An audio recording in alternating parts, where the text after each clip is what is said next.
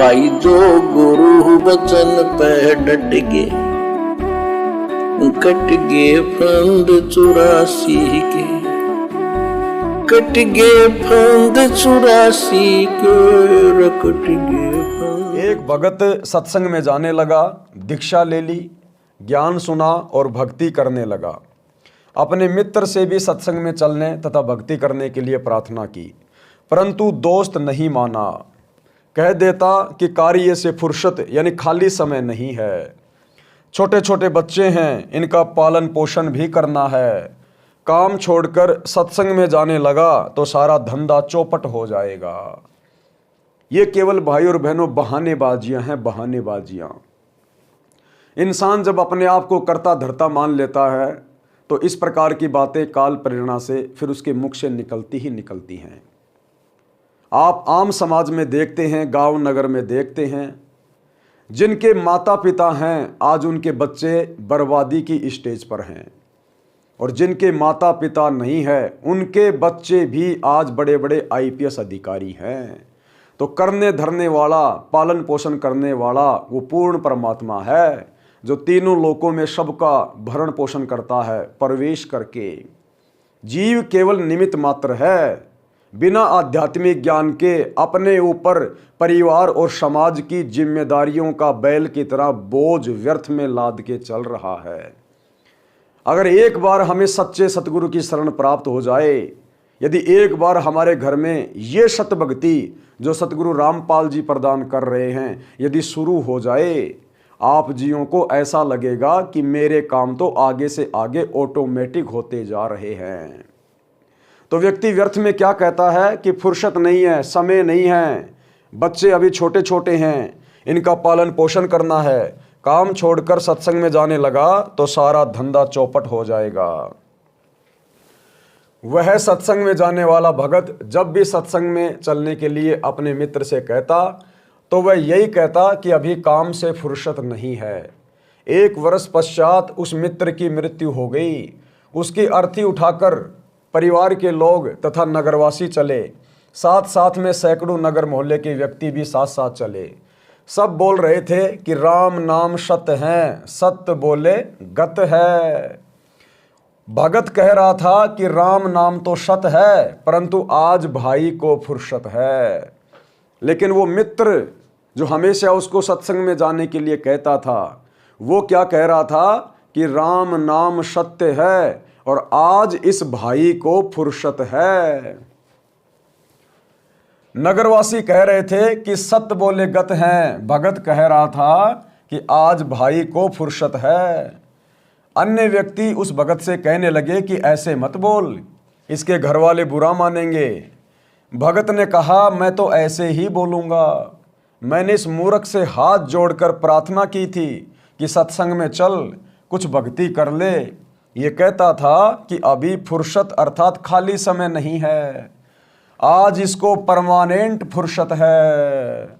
आज इसको परमानेंट फुर्सत हो गई है, आज इसके पास समय समय है, आज इसको कोई कुछ नहीं कहने वाला, आज इसके ऊपर कोई जिम्मेदारी नहीं है, कोई परिवार के पालन पोषण का बोझ नहीं है। आज ये बिल्कुल लंबे पैर पसार के सो रहा है, आज इसके पास फुर्सत ही फुर्सत है।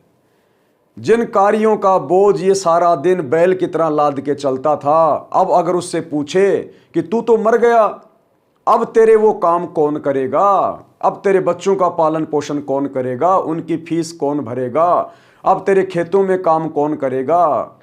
लेकिन भाई और बहनों, मरने के बाद सारे काम ज्यों की त्यों होते हैं। सब अपनी अपनी किस्मत लिखवा कर लाते हैं। बेटा बेटी ना बाप के भरोसे आते हैं, ना अपनी माँ के भरोसे आते हैं। वे अपनी किस्मत परमात्मा से लिखवा कर लाते हैं। ये व्यक्ति तो बिना आध्यात्मिक ज्ञान के फालतू में ठेकेदार बन के घूमता, ठेकेदार। अगर साथ में परमात्मा की भक्ति शुरू कर दी जाए तो ये पारिवारिक और सामाजिक जिम्मेदारियां निभाना भी बड़ा आसान कर देता है परमात्मा।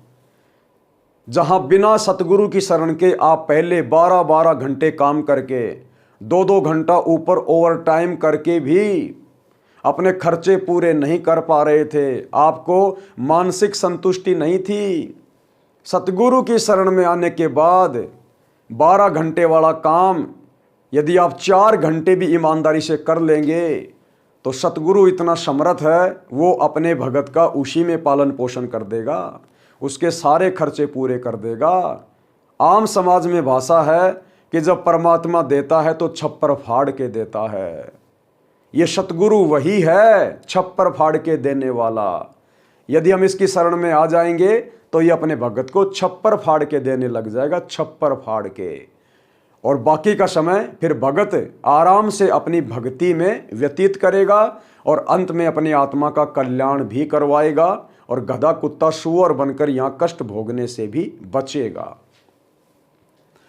आज इस भाई को परमानेंट फुर्सत है, छोटे छोटे बच्चे भी छोड़ चला, जिनके पालन पोषण का बहाना करके परमात्मा से दूर रहा। भक्ति करता तो खाली हाथ नहीं जाता, अगर भक्ति करता तो कुछ लेकर जाता। ये संसार की संपत्ति तो भाई यहीं छोड़ गया, ये जमीन जायदाद, बाल बच्चे, नगद पैसा, सोने चांदी के गहने, सब कुछ यही छोड़ गया। इसका शरीर भी जला दिया जाएगा, शरीर के कपड़े भी साथ में लेके नहीं जा पाएगा। तो आज भाई बिल्कुल खाली जा रहा है। और अगर ये मेरे कहने से सत्संग में चलता, परमात्मा की भक्ति करता, संतों के वचन सुनता, तो खाली हाथ नहीं जाता, ये साथ में भक्ति धन लेकर जाता। जिस धन की वहाँ पर ज़रूरत पड़ती है, परमात्मा इसी भक्ति धन को अर्जित करवाने के लिए हमें ये मनुष्य जन्म देकर पृथ्वी पर भेजता है। इस मनुष्य जन्म प्राप्ति का केवल एक ही प्रयोजन होता है कि सच्चे संत की खोज करें और उनके अनुसार भक्ति करें और सभी प्रकार की बकवादों से, बुराइयों से दूर रहें, तब उसका भक्ति धन जुड़ता है। परमात्मा कहते हैं, कबीरा सब जग निर्धना और धनवंता ना कोई। भाई धनवान सोए जानिए जिसके पास सतगुरु की भक्ति का धन होए। अब ये भाई जिस संपत्ति को जोड़ने में पूरा जीवन गधे की तरह कमा रहा था, इसको दिन रात फुर्सत नहीं थी, रात को नींद नहीं थी, दिन को चैन नहीं था, सत्संग में जाने का समय नहीं था। आज इस भाई के पास में समय समय है और बिल्कुल खाली हाथ जा रहा, खाली हाथ। आज इसको परमानेंट फुर्सत है। छोटे छोटे बच्चे भी छोड़कर चला, जिनके पालन पोषण का बहाना करके परमात्मा से दूर रहा। भक्ति करता तो खाली हाथ नहीं जाता, कुछ भक्ति धन लेकर जाता। बच्चों का पालन पोषण तो परमात्मा करता है, थोड़ा बहुत भक्ति धन लेके जाता। भाई और बहनों, विचार करने की बात है।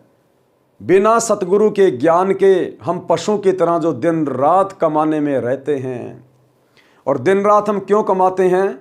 व्यर्थ में पैसा बर्बाद करने के लिए, व्यर्थ की सामाजिक परंपराओं को, कुरीतियों को निभाने के लिए। जो हम लोगों ने खुद ही ये कुरीतियाँ पैदा कर रखी हैं, ये परंपराएं हमने पैदा कर रखी है। होली, दिवाली, दुनिया भर के त्योहार, ब्याह शादी में दहेज लेना देना, दुनिया भर के कपड़े लेना देना, गहने बनवाना, दुनिया भर का डीजे बजाना, आडंबर करना, इन सब की व्यर्थ परंपराओं में पड़कर हम लोग जितना कमाते हैं उससे कहीं ज़्यादा हमें सामने लगता हुआ दिखाई देता है। जानवर की तरह कमाते कमाते भी हमारे काम पूरे नहीं होते। तो इन व्यर्थ की परंपराओं को हम लोगों ने बिना आध्यात्मिक ज्ञान के अपने जीवन के ऊपर बोझ बना रखा है, बोझ। तो भाई भक्ति धन लेके जाता थोड़ा बहुत, जहाँ पर उस धन की कीमत होती।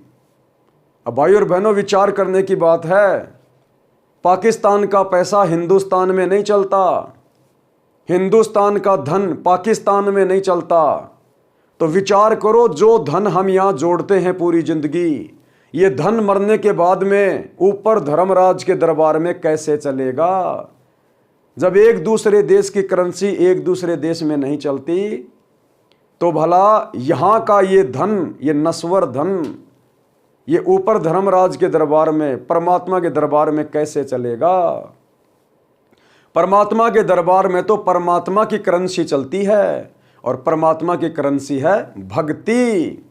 और भक्ति भी सच्चे सतगुरु से उपदेश लेकर की गई भक्ति।